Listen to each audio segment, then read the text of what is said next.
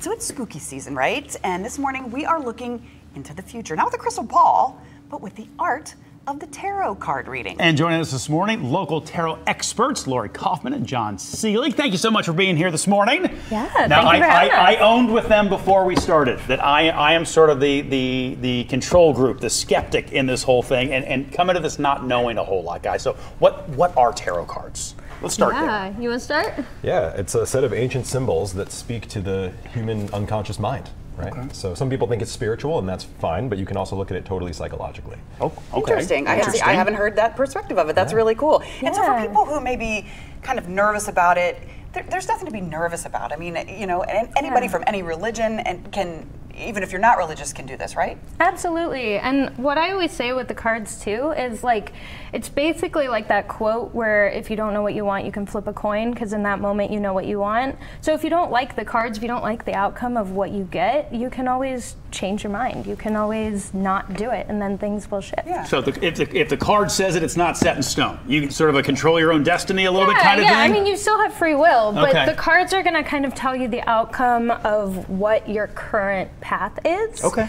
And it'll kind of give you, it's like a decision-making tool. It's therapy, right? They reflect you back to you. Yeah. Right? So. Okay. See, and I am somebody who has done this before, and I love this. So, can we do like what do the cards mean? Yeah. Like I don't even know what the cards mean. Well, there are so many. Yeah. There are 78 cards. Oh and wow. Each one has a lot of symbolism and meaning and just stories and. They're based in mythology and religion from all across the world. Yeah. Okay. Different symbols. So. And there are many different decks, right? Like I've been gifted a couple different decks, and you know. Absolutely. So this is the Rider-Waite, which is the traditional original deck. Okay. But all of the other decks you're going to find are basically artistic interpretations of this deck. Okay. So this is going to be the normal one. Should we do like a sort of a demonstration or something? We haven't up to them, but yeah. But do you have a question, Bob? Do you have a question? Yeah. Let's see. Let's get the skeptic in here. Holy moly! Okay, I mean, like anything? Yeah. A question or intention is usually how I word it. Okay. I mean, I think based on where we started the show today, are the Bengals going to go to the playoffs this year? Oh. Yeah, I was going to say that one came out. So we got the King of Swords. Okay. Oh, and 2 cards here. And what of Pentacles? Is that the? Yeah, that's the 6 of Pentacles. So, I typically tend to avoid yes or no questions because it's going to tell you a little bit more of a story. Okay. But are they going to get better? Are they going to get better than 1 and 4? Maybe. Well, let's see what the story says. What is it? Yeah, let's see what we've got. So the King of Swords is all about knowledge and communication. Kings and queens, you know, you have both of the pair here. Okay. They are all about, well, court cards in general are people, so they can represent an aspect of you, or they can affect basically anybody else. Maybe they can see these closer if I hold them up too. Yeah, for sure. And then the 6 of Pentacles is going to be, it's the card of charity. So how I always see it is you finally make enough to give to others. So it's all about finding that balance. What I see here is slow and steady improvement. Yeah. And this is the 4 of Wands, right? This is a somewhat of a happy ending card. 4 of Wands, and they're 1 and 4. No, Wands. Oh, Wands. I thought you said Wands. I'm like, what? Okay. See the big rods. But yes, exactly. Like, take it as you see, you know? Everyone's going to have a different relationship with the cards. So that counts. But yeah, I would say maybe they're not going to, you know, completely dominate, but they're definitely going to end better than they started. Okay, so we'll see some slow improvement. Okay, that makes sense. You want to answer a more personal one? That was sort of unfair. Okay, and I'll only say it this way. Yeah. A member of my family is very much on my mind today. Okay. Okay. How is the day going to go for that? You can be you can be vague or very specific, right? Yeah. I'd rather be vague if that's okay. Vague is good. Okay. We like vague. Okay. And sometimes the cards sound scary, like the Fool sounds like, or you get Death and you think, oh my God, Death is scary, but Death doesn't mean. Yeah. That's such a great point. The Fool is about starting a new journey, right? Whenever we start learning something new, wow. Oh, wow, how strange. Of course.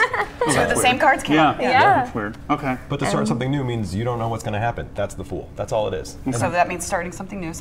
Yeah, and a lot of people traditionally called the deck the Fool's Journey because it is card 0, so it's basically the first card and the last card of the whole deck. So a lot of the characters, basically every character in every card is the Fool.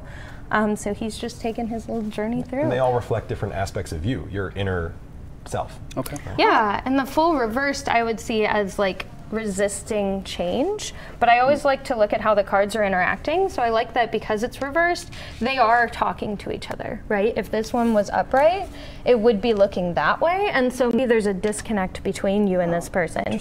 But because it's reversed, they are communicating, so at least you have the ability to communicate. So does that kind of represent Bob communicating to that person? I would think so. There might be a little bit of resistance, but because it's upside down, they are facing each other. So I would see it as a good thing, even though there is a little bit of resistance to it. And how does the rods fit into that one again? Yeah, well, this one, especially reversed, I always see it as like a remembering to celebrate yourself. Or like take a moment to like stop. Fours always represent like rest and reflection. So like taking a second to reflect on what you want to do next, and don't forget to, you know, stop and take a second instead of just like always charging forward. What do you think it means that two of these cards popped up in the same two reading? Yeah, and the same orientation, which I was shuffling them. So. Right, you did. That happens a lot. Yep. Yeah, I actually find that pretty common. When people ask more questions, the same cards tend to come up over and over. It's really weird. Variations on that same energy, so maybe you should pay extra attention to. Really. Oh, interesting. And this is about, you know, using your energy wisely. He's giving a little bit to this person, a little bit to this person, right? And so in dealing with this person who's maybe trying to go through a change but a little stuck, you know, you can't give them everything, but you can give them some help. And then this is progress, but it's going to take some time. Okay. Yeah. I can make that work. All right. Yeah, I can make that work. Yeah. You guys teach, you do all kinds of things. Can you guys talk about the classes you do and all the different places people can find you doing these readings? Yeah, absolutely.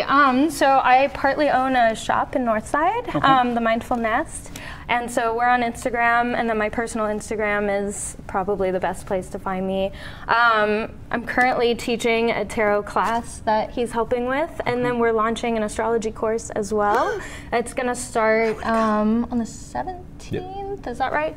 On November, so it's going to be Tuesdays. And you hold those in Northside? Yeah, okay. Everything is, everything's in person, but we also do record everything, and we can sell them bulk separately, so if anybody wants to take it from home. And we try to like create community with it as well. So we have like a WhatsApp group during the classes so everyone can keep in touch. And then on Instagram, is it at Mindful Nest? Is that the Instagram? Yeah, the Mindful Nest with an underscore afterwards, and then mine is Lori, LORIK _127. John, what about you? Yeah. I talk about mythology a lot, so mine is Stand Up for the Gods.